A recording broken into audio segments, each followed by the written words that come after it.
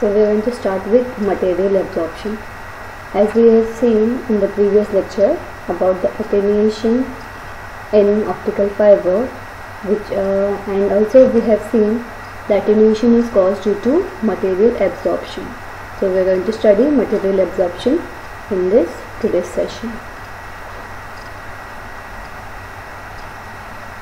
To understand material absorption, we are going to consider the outlines as follows. So we are going to study. So the session outlines are given as below. The basics of material absorption. After that we will see factors of which is affecting the material absorption. Then out of those factors there are three major factors. One is intrinsic absorption, so that we will see. After that I will explain the extrinsic absorption with complete detail. So these are the session outlines. So we'll begin the first session with basics of material absorption. The main focus is the fabrication process of an optical fiber to understand the material absorption. When we fabricate the optical fiber, due to some defects in material distribution in fiber, you will be finding the transmitted light is dissipated as heat.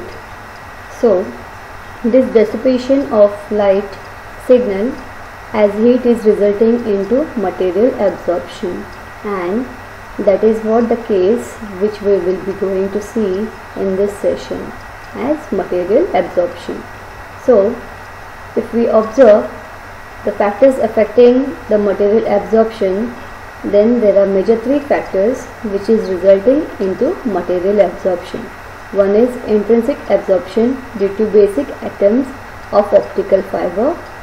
So the major case of optical material absorption is intrinsic absorption, and that is happening because of basic atomic structure which is there with material used for fabrication of optical fiber.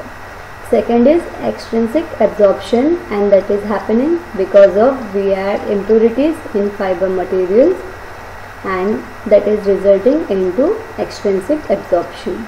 And third is absorption due to atomic defects in the glass material. So during fabrication process there are some defects which is there in material, so that atomic defect is resulting into material absorption. So these are the basic points which is resulting into material absorption. So let us see intrinsic absorption first. And to understand this, you can see this graph, where this is what the graph that one can see which we use as optical fiber communication, where here you will be defining the first window of the operation around 800 to 900 nanometer. Here there will be second window that is at 1310 nanometer, and third window that will be there nearer to 15500 nanometer. 1550 nanometer.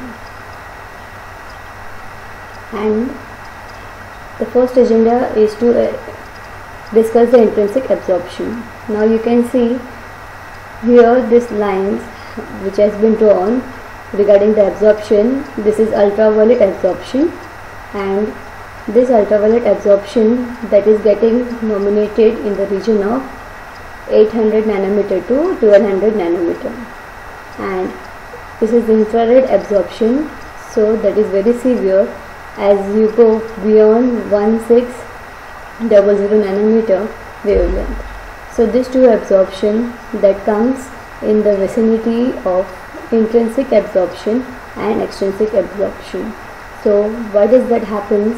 The main reason is the material which we use in optical fiber communication.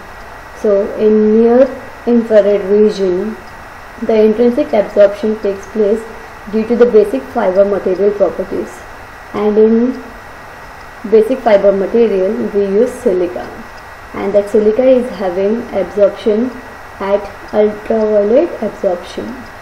So this is the line which is getting focused at absorption due to intrinsic absorption, which is happening in ultraviolet region.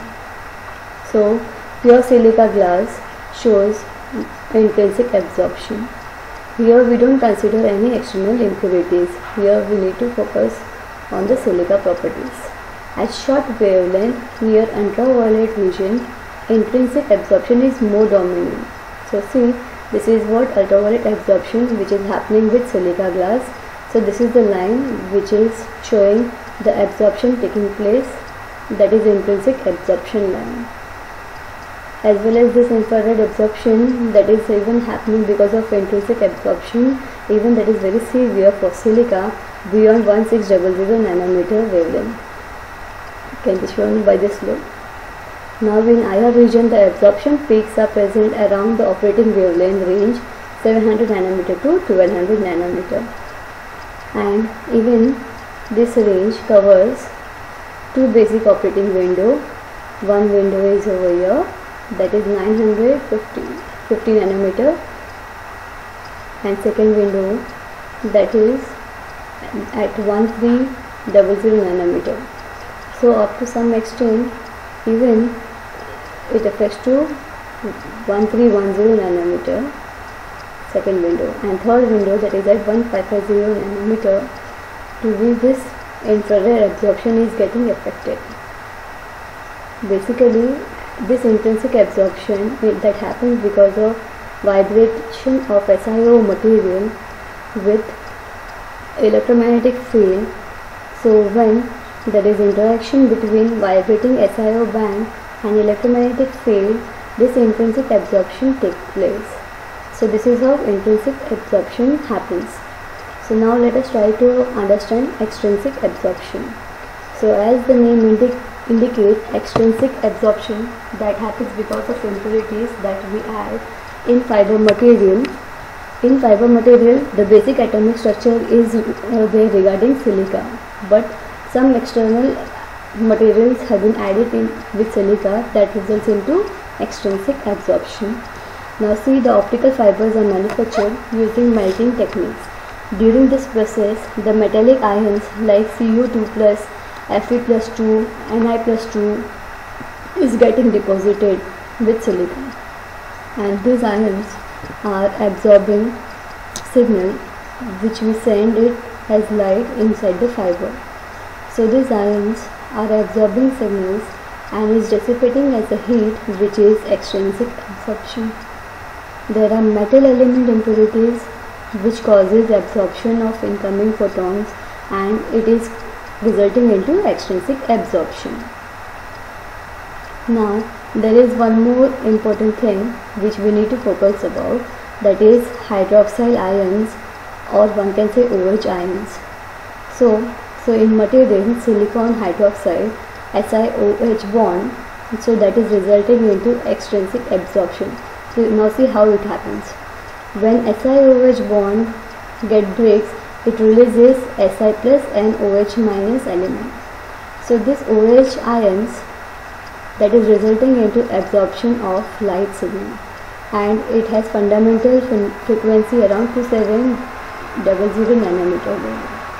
So hydroxyl ion is the major issue which is resulting into extrinsic absorption, and second major issue that is generated because of metallic ion which has been added in pure material, which is silica.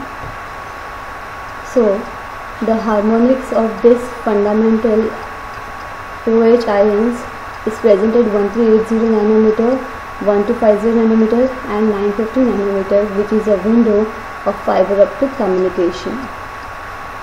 As I told, there are three windows of optical fiber communication.